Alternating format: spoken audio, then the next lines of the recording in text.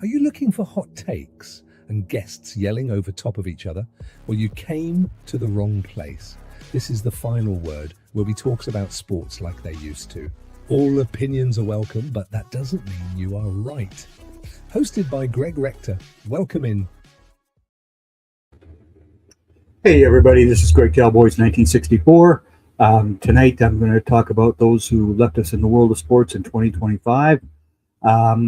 It is always a very tough task. I normally write about this, but this year I decided, what the heck, I'm going to do this in a video format. Um, Greg Biffle, the NASCAR racer, passed away December the 15th. There were 6 other people who died in the plane crash with him. It was not an easy thing to wake up that morning to find out that he had passed away. Then, of course, there were many others who have passed away this year as well, um, including Ricky Hatton, the British boxer, Dwight Muhammad Qawi, who lost to Evander Holyfield in their cruiserweight title match in 1986. Mike Greenwell, former Boston Red Sox. Bobby Jenks, who was a great pitcher for the White Sox. Davey Johnson, who had managed the Mets. Ryan Sandberg. Randy Jones. But in the world of baseball, there was 2 men who stood out to me who passed away. First, of course, Dave Parker. This guy was a beast of a hitter. And if you were alive when I was for the We Are Family Pittsburgh Pirates, him and Willie McCovey were the 2 big bats on that team. Not Willie McCovey. Geez. Oh, horrible. Willie Stargell was the other big bat with the Pittsburgh Pirates. And, of course, but Dave Parker was the younger hitter. He was the bigger bat and all that fun sort of stuff. He passed away just before he was going to be inducted into the Hall of Fame. So that really sucked as far as when he passed away. But the other man, somebody I just grew up absolutely adoring with his guest appearances on The Tonight Show.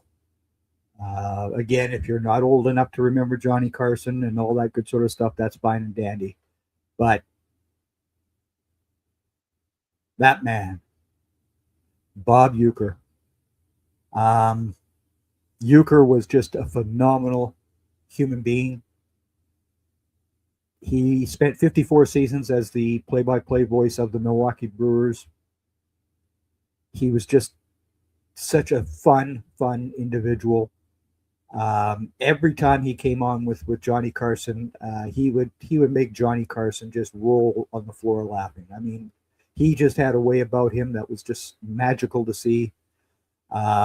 It was truly a special man. He was on Mr. Belvedere back in the 80s as well. And you don't expect Bob Uecker to be a guy who, would be a family type guy.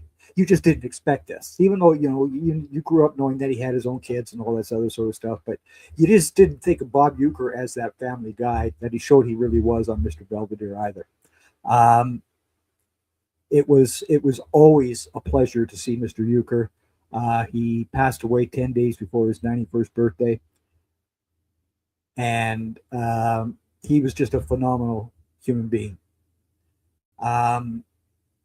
Other people who passed away, Kenny Easley, the great safety of the Seattle Seahawks. He was a tremendous football player. Nick Mangold, the former center with the New York Jets. That was a horrible tragedy. Then there was Mr. Marshall, the Minnesota Vikings. one of the four guys that scared the hell out of people. Um, he was just a phenomenal football player. Bill McCartney, who ended up coaching the Colorado Buffaloes as well. Then there was Steve Mongo McMichael. Um, he was a member of that '85 Bears team. It was a very, very, very tough defense. You just people who weren't around at that time just do not understand what that Bears defense was really like playing against. If you're young enough to not have been around when the Bears '85 defense came around, they were just frightening. And Mongo McMichael was definitely one of those more frightening players. Then, of course, he had his professional wrestling career as well. Um, Mongo was just a nightmare man to deal with. Unfortunately, he had the ALS, which again really sucked. Um, Arthur Jones, who was a defensive lineman with the Baltimore Ravens. Uh, Brian Bram, who was a linebacker with the Eagles. Dick Geron, who was a tremendous, tremendous defensive coordinator, as well, passed away. Then, another guy who passed away here was a big part of my youth growing up here in Canada. Um, their team destroyed the game of hockey, but Bernie Parent was just there. He was their goaltender. He led them to 2 straight Stanley Cups. He was just a solid goaltender, um, and he was a very good human being outside of the game as well. He did a lot for charity, as most of these players do as well. But again, Bernie Parent passed away. He was 80 years old. And then a guy that succeeded Parent with the Stanley Cups, Ken Dryden, who first came onto the scene and helped the Canadians win a Stanley Cup, then won the Calder Trophy as Rookie of the Year the next season. So, he was pretty decent in net. Although I always contend he had the 6th best defenseman in front of him. That's why he only faced 16 to 18 shots a night. So when you're only facing 16 to 18 shots a night, you should be able to stop most of them, right? But again, Dryden went on to have a political career up here in Canada as well. He only played the 10 seasons, but again, he was definitely worthy of the Hall of Fame and all that sort of stuff that he ended up being a part of. Alex Delvecchio, who was the captain of the Detroit Red Wings, he was a very, very good hockey player as well. Basketball saw Junior Bridgman pass away. He was a basketball legend from Louisville, and his service was well attended. Lenny Wilkins, who basically was he was a very good player. I know, yes, he played in the era of plumbers and firemen being in the NBA. Yeah, right. Give me a break. But again, Lenny Wilkins did lead the Seattle Supersonics to their world title against the Washington Bullets before they had to change their name. He was just a tremendous coach. He also coached up here with the Raptors. Just a tremendous man who, had a very long career. Gus Williams.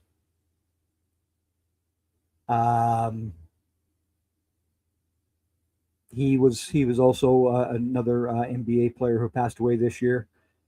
Fuzzy Zeller was just a tremendous golfer. He didn't get very far as PGA wins and all that other jazz goes, but when he did win the Masters in 1983. That was his first trip ever to Augusta. So you win at Augusta on your first visit. I think you get the mentions that he richly deserved. And then Jumbo Ozaki, who of course was the dominant Japanese golfer for many years, he passed away as well. Um, you know, those are some of the people who have passed away this year. The other man, of course, Hulk Hogan. As you saw, Jeff Barnes and myself did an episode based on Hogan, his career, and all that other jazz. As you well know, I'm not a fan of the fan favorites in the world of wrestling. I never have been, never really will be. I always like the villain. So, eat your prayers and say your vitamins and all that garbage. I didn't buy into that. I love the Iron Sheik, who he defeated for the world title, which was a absolute robbery.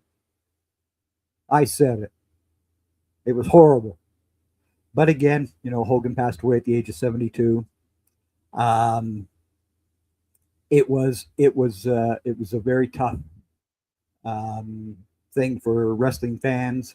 Um, it it was always something that I wasn't looking forward to, but you know that wrestlers do not live very long. They really don't. Um, so again, Hulk Hogan passed away, and then this man, Big George Foreman, and he was a big man. He was the last of the great heavyweights in that era, which included Joe Frazier, Ken Norton, and of course the greatest Muhammad Ali.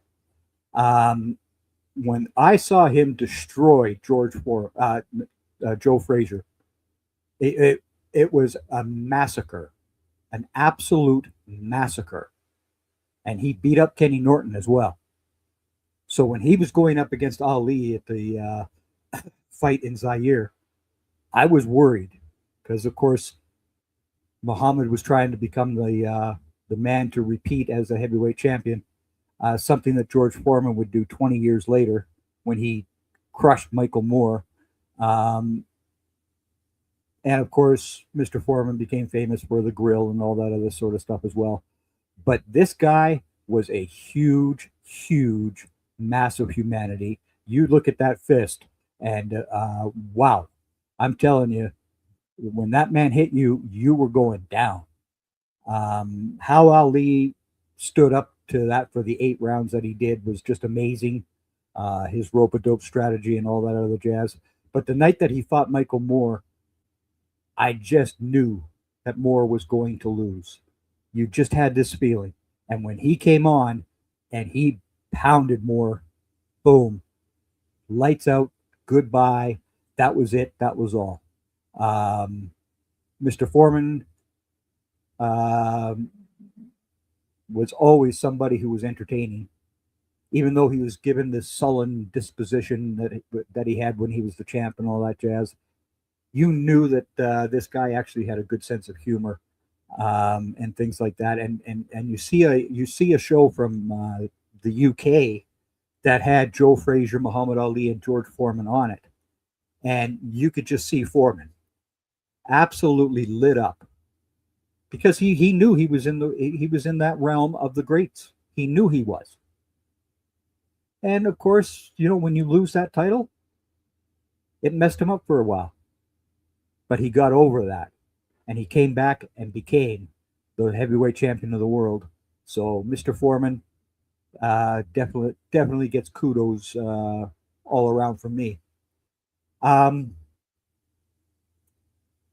this one is going to hit home for me. As you all know, I'm a Dallas Cowboys fan. There he is, Monday Night Football, scoring the touchdown. And then 3 nights later, he's dead. Marshawn Nealon. You have no idea what was going through that man's mind. None of us do. None of us will. His girlfriend was pregnant with their baby, but he's gone. And this is always hard to uh, discuss the world of suicide, but mental health really matters. It really does matter. If there is something going on in your life, you need to talk to somebody. I have gone through PTSD for the last 30 years.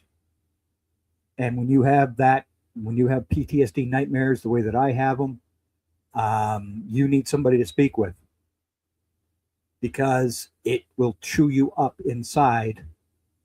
And we all know that his mother passed away too during the combine and all that other jazz as well, which, again, if that messed him up, well, it did.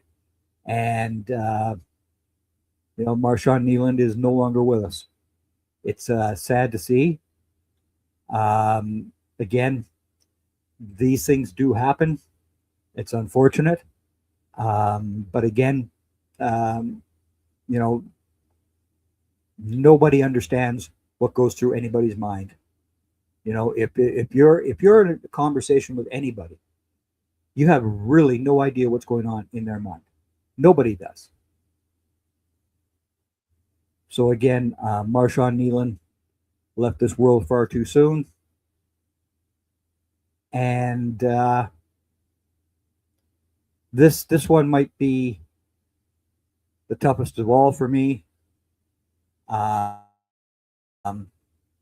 no, I'm gonna go first too. I'm gonna go first because, as everybody knows me, I am a Liverpool Reds fan. As you can see, LFC on my jersey, all that good sort of stuff. But there was a man by the name of Dennis Law who played for Manchester United, along with Bobby Charlton and George Best and all those clowns. Yes, I say clowns because they played for United, okay? But again, he scored he scored he was the third highest goal scorer ever for Manchester United. Some people call him the King, which is reserved for the King, Kenny Dalglish. I'm sorry. I prefer to call him by the Lawman and or Dennis the Menace, as us non-Manchester United fans would call him. He was a tremendous footballer, though, and he played for Scotland. It was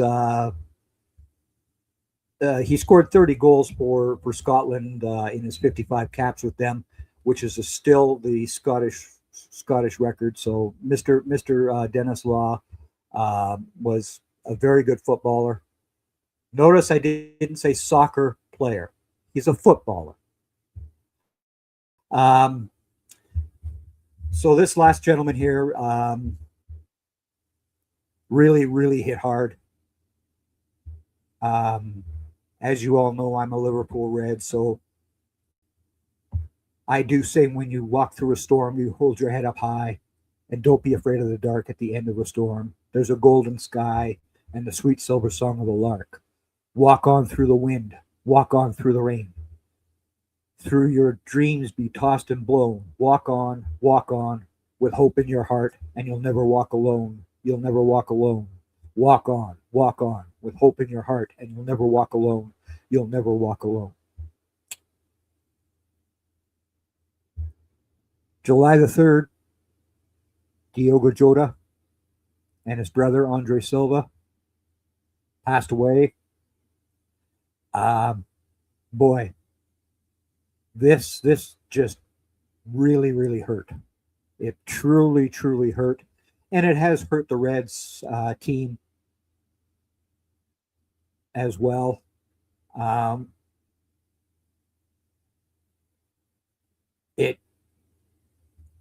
It has been a very, very difficult season for the Liverpool Reds, who, of course, last year won their 20th Premier League title, which ties them with the United people.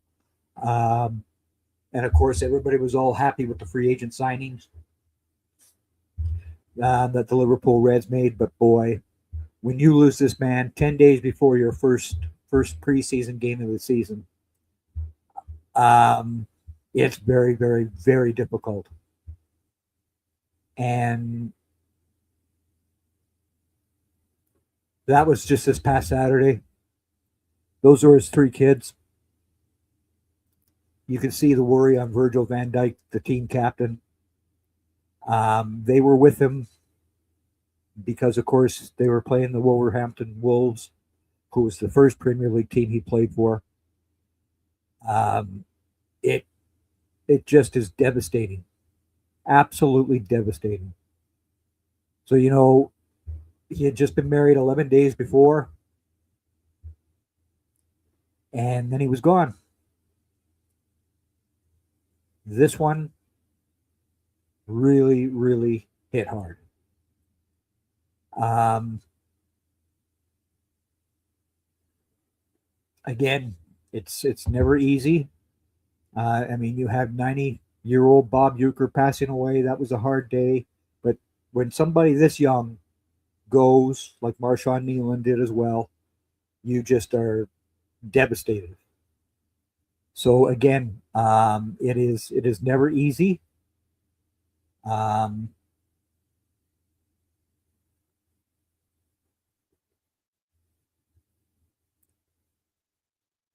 yeah, even the most social among us would never quite share everything they might wish to share, right?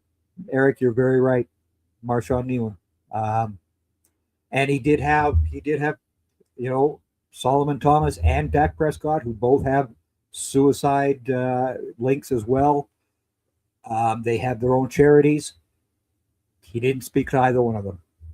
You know, it really does suck.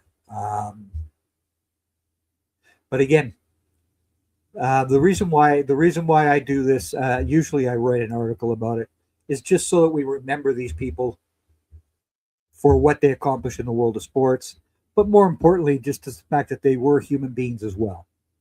I don't understand why people don't get the human aspect of these athletes. You know, I could criticize a player for his play on the field, but unless they commit a criminal act, I'm not going to criticize them for their private affairs. And I'll even bring up Trayvon Diggs, who I know for a fact did not hurt himself putting up this 75-inch TV on a ladder. You just don't. That was just so stupid a story. Well, Trayvon, you're now gone. Um, you didn't want to do your rehab correctly. You didn't want to be in Dallas. Apparently now you wanted to stay more time with your family because they're from the DC area. Well, guess what? I was a United States Marine Corps member. I didn't get to go home for Christmas.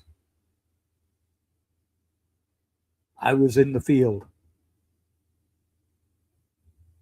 Um, yeah, the tragedy of Trayvon.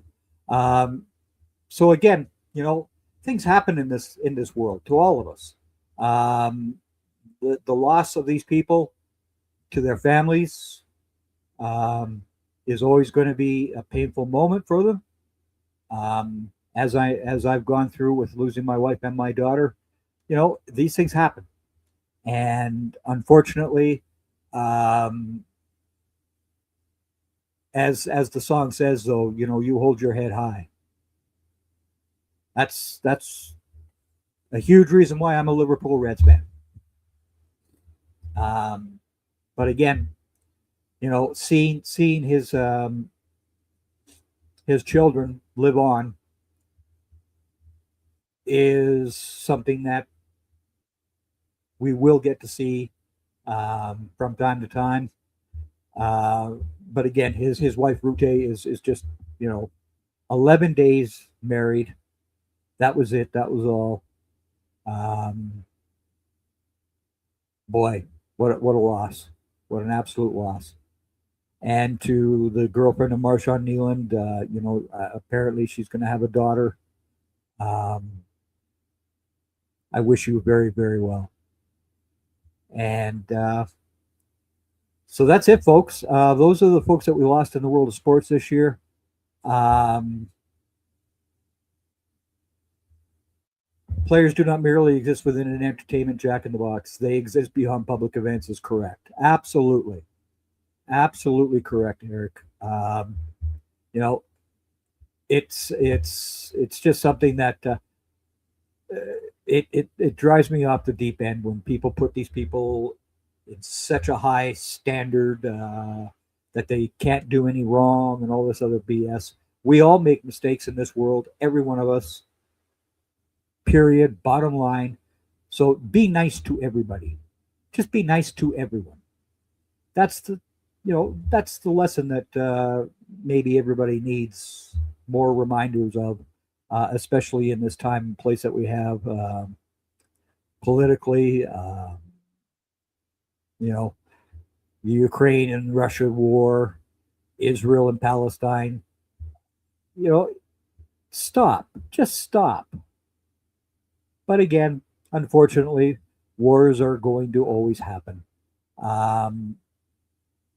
That's the bottom line here. So this has been the final word for those we lost in the world of 2025. I wish everybody a very good evening and have a happy new year. We will also be on January 1st after the final college game is on. With the last word, we'll see who's going to be moving on in the college football playoffs. And as well, we will also have NFL Draft Central coming up shortly as well. Bill Carroll, Randall Slifer, and myself will be going through our picks at each position. We'll have guests as well. I'm not sure which night of the week it's going to be on, but we'll figure that out. And everybody else, take care and have a happy new year.